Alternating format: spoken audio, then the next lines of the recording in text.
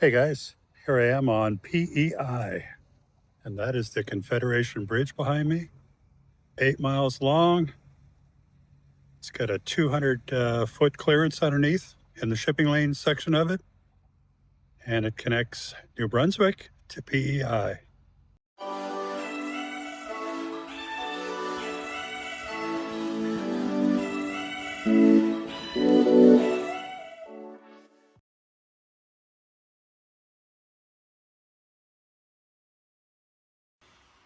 Okay, let's just get into it. We're going to cross the bridge, and it's going to take about 8 minutes or so.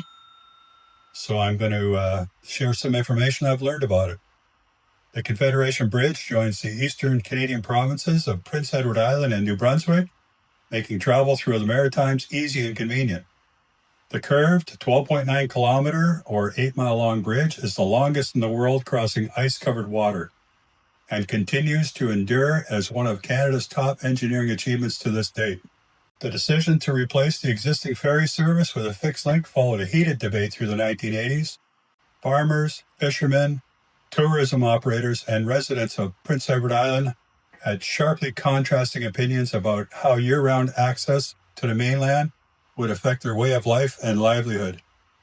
Eventually, it was decided that the debate would be settled at the polls.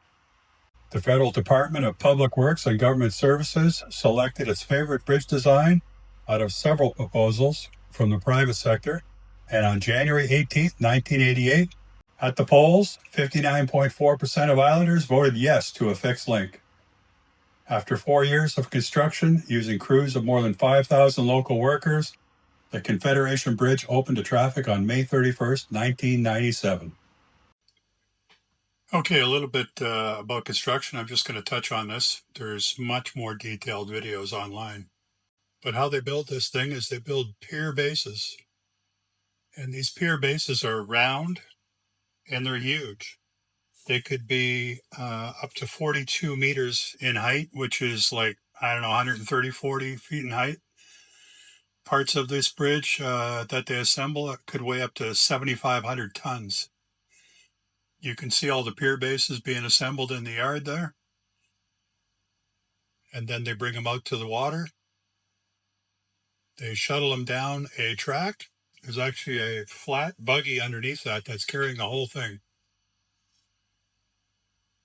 It drives it out to the pier and it gets loaded onto this massive crane called the Swanson, I believe. And this thing can handle loads. Well, some of the loads are 7,500 tons. Before they put the pier base down, they have to put these large discs under the water. And to do that, they dredge spots under the water first and get 3 level spots where they put those discs down, which seems almost impossible. Once they have the 3 discs in place, then they put the pier base on top of that. And then they build from there. So each piece just fits right on top of the other. You can see now that they have a whole bunch of pier bases in a row, all lined up. And then they start putting the top pieces on. And then eventually they put the pieces in between to join it all together. I'm really just touching lightly on how this is built. It's an unbelievable system that they use to do this. I guess if you got to last 100 years and be in an ocean ice flow, it's got to be well built. This is some sort of a crane that goes across the top of each piece, I guess for joining it all together. Apparently they're all tension joined somehow. It's quite an amazing thing. It took 3 years to assemble it all and then another year to finish it, which I assume is guardrails, roadbed, pavement, electrical, you name it. Quite the feat of engineering, that's for sure. So coming up, we'll be getting off the bridge, and what we did at that time was we headed off to the right. There's a little town of Borden, and there they have the Tourist Information Center, a whole bunch of tourist shops, t-shirt shops, restaurants, ice cream shops, pubs. Great little town. And if you go further down, you can find that there's the Marine Rail Historic Park, I believe it is. And here we took a few selfies, enjoyed the scenery. They have some remnants of the railway there, and a caboose and the original railway station. And it's also very nice to see all the beautiful red sand of PEI. Really nice. We really had a nice time there. Very enjoyable, very relaxing. We love PEI, that's for sure. And the people sure are friendly.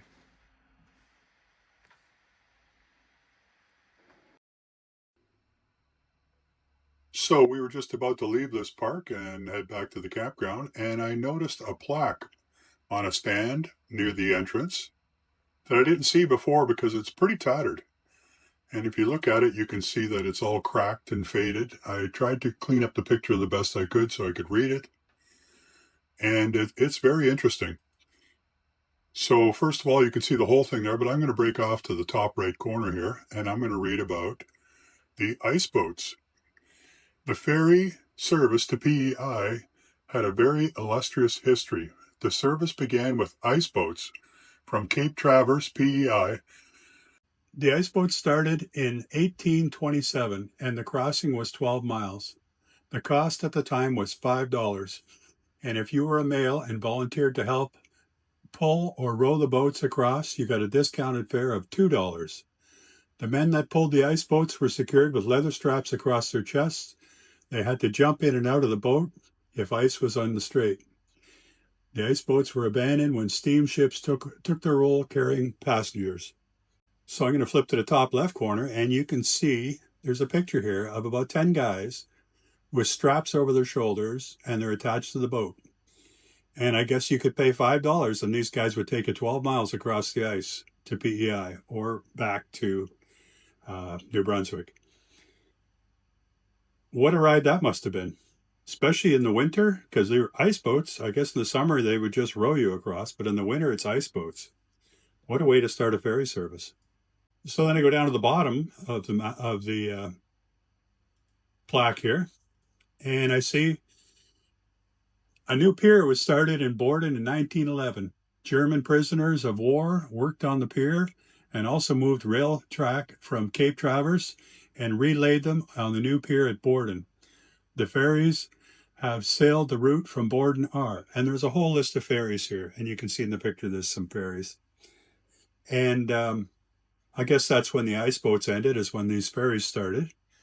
But in reading the list of boats, I can see that the SS Charlottetown, 1931 to 1941, sank off Nova Scotia in 1941. Doesn't say why or anything like that. In 1941, wasn't there German U-boats off our coast back then in Canada? But anyway, that got my interest. So I ended up doing some research. And I found the SS Charlottetown on the Marine Atlantic website. And the SS Charlottetown, named after the capital of Prince Edward Island, the vessel had a capacity to transport 16 rail cars, 800 passengers, and an automobile deck capable of 45 vehicles. The 324-foot long vessel was considered an interprovincial bridge by many Prince Edward Islanders. Described as the most powerful icebreaker ferry in the world at this time, this ocean-going steamship was well respected for the increase in traffic that could be transported between PEI and New Brunswick. Well, isn't that fascinating? I just love that. So, in a different article, which I'm not going to pull up, it was said that the Charlottetown had dragged bottom and it hit a bump. It hit something and it dragged bottom. It started taking on water. But it was a slow leak. They abandoned some of the people off of the boat, and then the people actually came back later in the day because it was such a slow leak. And then the next day, they abandoned ship. And this got me thinking about, the time, 1941, and they never described really what happened to this boat. And nobody's actually ever even found this boat. Some people have tried to look for it over the last few years. Nobody can find it. And it's not a real massive area, but I guess it is. But it's a 12-mile stretch that it would have been running. And boat's gone, never found. So I started thinking about the U-boat thing, the German U-boats that were off the east coast of Canada back in 1941. Did a little research on that, and I found that the 137 people lose their lives in a caribou tragedy. Newfoundland ship torpedoed off the coast. So the date of this newspaper is Saturday, October 17, 1942.